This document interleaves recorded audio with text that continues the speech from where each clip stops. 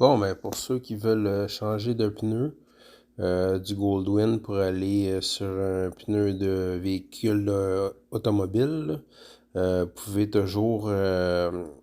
moi, j'ai pris un Pirelli P7 195 55 16. Donc ici, on peut voir la différence là, entre les pneus. Déjà que le pneu de moto était déjà pas mal fini. Fait que honnêtement, je vois pas vraiment la différence un coup installé.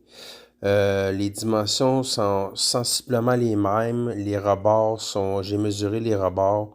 On peut voir ici l'intérieur du rim, les différences. Là, la membrane extérieure est sensiblement la même versus le mag.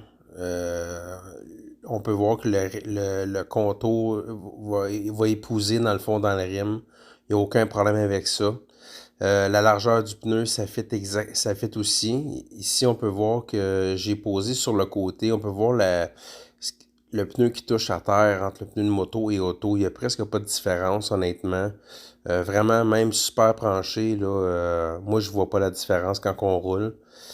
Je trouve que ça freine plus. C'est pas plus bruyant. Ça l'évacue encore plus l'eau. On peut charger encore plus de charge. Puis c'est un pneu qu'on peut plugger quand on a un flat. Donc, puis moi j'ai pris un pneu run flat. Donc si j'ai un flat, le pneu déjà il se désagrégerait pas. Là, je suis assis sur mon pneu de moto, il est très très mou versus le pneu de auto qui est vraiment plus dur. Donc on peut voir que la membrane du pneu est vraiment plus solide. Si je voulais mesurer l'intérieur là, entre les deux pneus, soit on a j'ai presque pas de différence à l'intérieur. Je pense que j'ai un demi-pouce entre les deux pneus intérieurs. Fait quand on installe le pneu, on voit même pas la différence. J'ai mis aussi des faux bots pour la pression des pneus.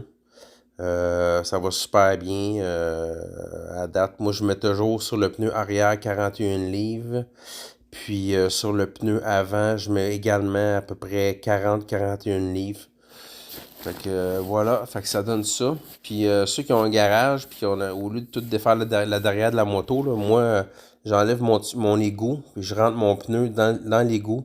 Fait que comme ça, j'ai pas besoin de tout défaire au complet, ça va super bien. Fait que ça, c'est un coup que le pneu est installé. Donc voilà, des deux côtés.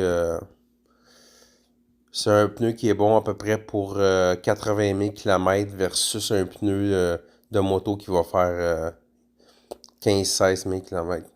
Fait que voilà.